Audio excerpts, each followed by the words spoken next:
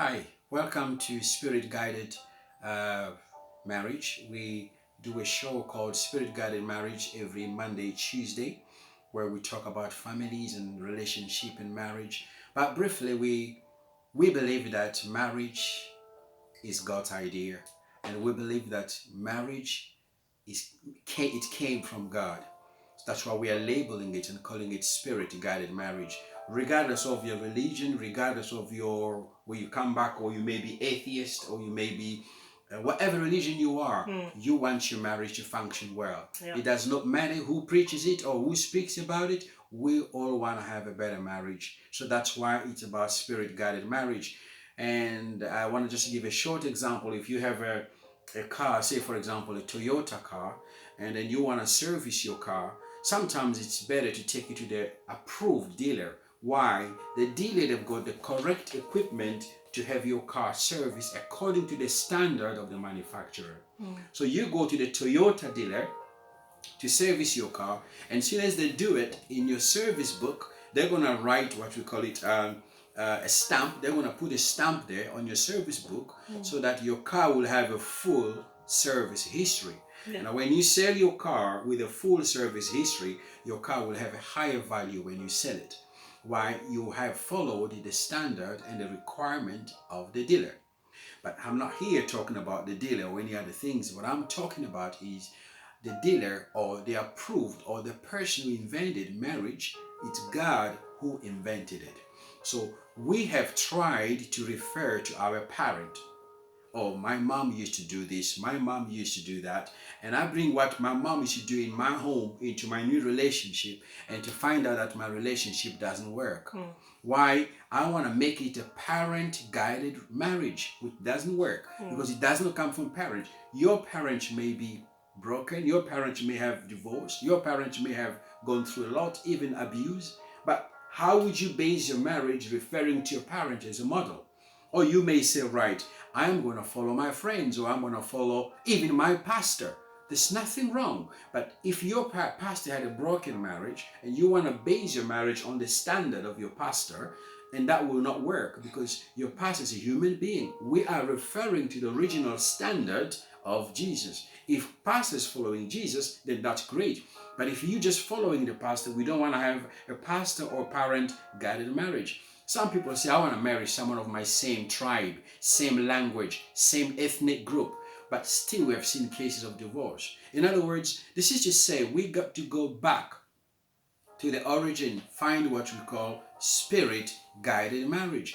Marriage according to the standards or the requirement of God, because He is the inventor of marriage. In order to close, before my wife want to say something now, I want to say the model of marriage is Jesus.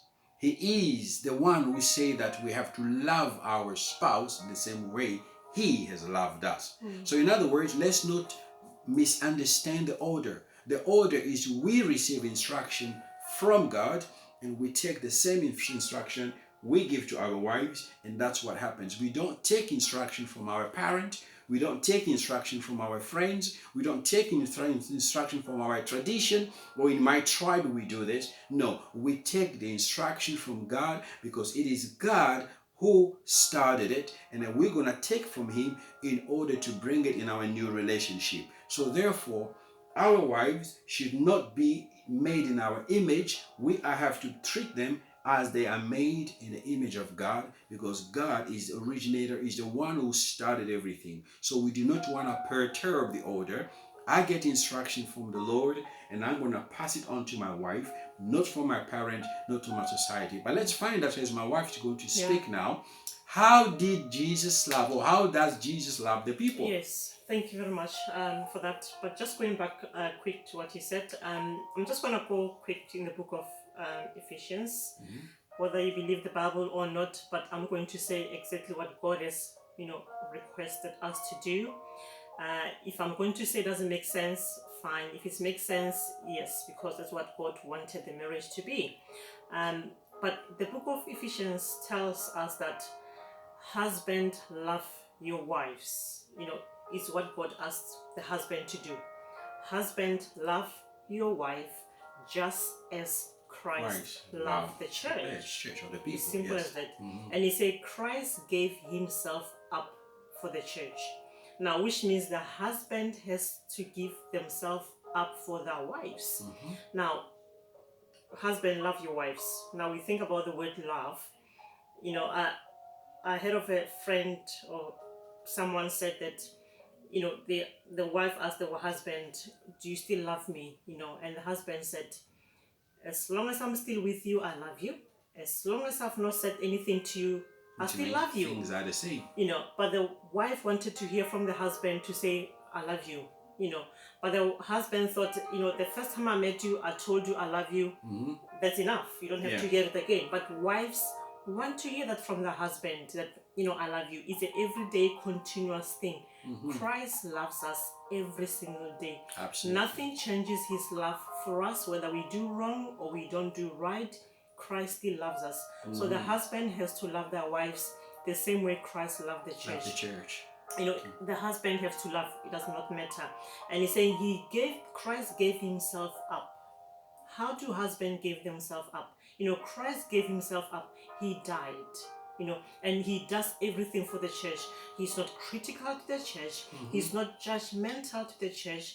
When the church does wrong, he doesn't say anything. He doesn't say abusive words. He doesn't say anything can affect the church, you know. So the husband has to give themselves up. You know, whether wife done something wrong, I'm not saying wife has to do wrong, but even if the wives are wrong, you know, the husband has to be understanding, not to be critical. Because not love to covers that. Yeah, because love Covers all the sins. Love us covers all the wrong things. Yeah. That's what love does. You know, we don't have to be the first as husband to be abusive, to be critical, to say negative things to our wives and affect them mentally. So we have to understand that we need to be as husband love our wives and give ourselves up. You know, and he said that Christ gave himself up for the church. So how can the husband be doing that and be example as Christ was, you know, but to love their wives and to look after them very well. Yes. You know, we normally say talk is very cheap.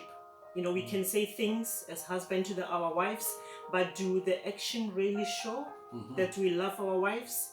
Because talking is easier to say my wife this, but do your action as a husband show that you really love your wives? So as husband, we need to show to our wives and really, you know, love them and give ourselves. There was an incident which happened 3 years back, I think, in one of the European country, where there was a shooting in the beach.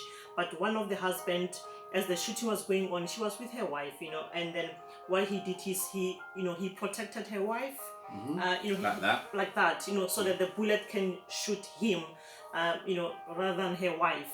So he wanted to give himself up for her wife, for his wife. I'm not sure I'm getting confused, but for his wife. There's a story as well of a wife who was very, very, very sick, and the husband could not take it, you know, and the wife was, I think the doctor said the wife cannot make it. So what the husband did when he got home, he committed suicide, you know. And I'm not saying husband do that, but the husband committed suicide because he could not think of the thought of saying, I cannot live without my wife. Now, after the husband committed suicide, 2 days after that, the wife woke up, you know, and the wife asked, where's my husband? You know, obviously it was a sad story, but he wanted to give himself up. And I don't think the wife would have loved to hear that my husband killed himself because he could not, you know, do without me. We don't want that, obviously, but this husband was able to, you know, do everything you can for your wife. What is love? You know, do everything for your wife, you know, give yourself up, you know, there's no pride in that. You give up yourself, you know, do everything you can do for your wife, you know, look after her. She's like a glass, she's like an egg, you know, you hold her so nice and protect her. You don't say abusive words to her, because words can hurt or words can bless. So say things to her that can bless her, but not to hurt her or damage or hinder her life, you know. So husbands are there to be example, to be like Christ, to love their wives, to give themselves up for everything. If the wife does not submit or does not listen to you as a husband, keep on doing it. You know, that Christ never said, the child doesn't listen to me, I'm going to give up, I'm not going to do anymore. But keep loving her, because Absolutely. if you keep on loving her, she will change because of seeing your action loving her. So life smoothes things up, you know.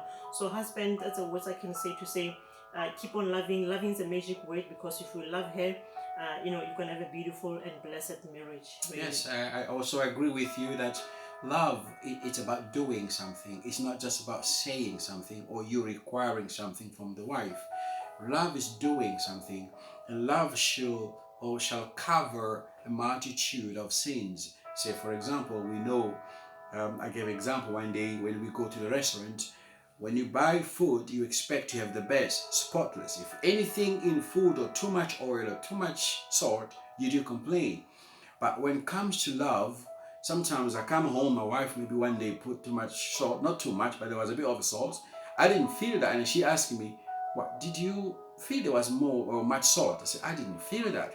Because in my mind, I was not saying, this is not a restaurant, this is my wife. And I was already coming with an attitude of love, and which did cover all the multitude of mistakes, including salt, and I could even sense it. So that's why we say, love is about doing something in your house, so that when you do that, that's the best way to display love. It should not only be feeling, that's what you call love, it must be doing about love. So I think that's all we're going to speak about today. Okay. Except for we got anything else to say, but as we say, this is spirit-guided marriage. Why are we calling it spirit-guided? We are tired of receiving instruction from parents or friends or other people which is not in line with the purpose or in line with the word of God, who is the inventor of marriage. There is nothing wrong to get instruction from your pastor, from your parent, from your friends, as long as they are giving you the instruction, they are getting it which from God himself, right? So that's what we're trying to say. But if they are giving something because of how they are feeling, then that's wrong. So we have to go back to the original state of marriage, which we call in spirit-guided marriage. We will also be again in the next show on 7 o'clock. We'll continue the part two of week, it. because we only talk about husband, you know, loving their wives and gave themselves up. And we're gonna talk next week and continue about that. Thank you very much for listening, and remain blessed. Thank you. All right, bless you.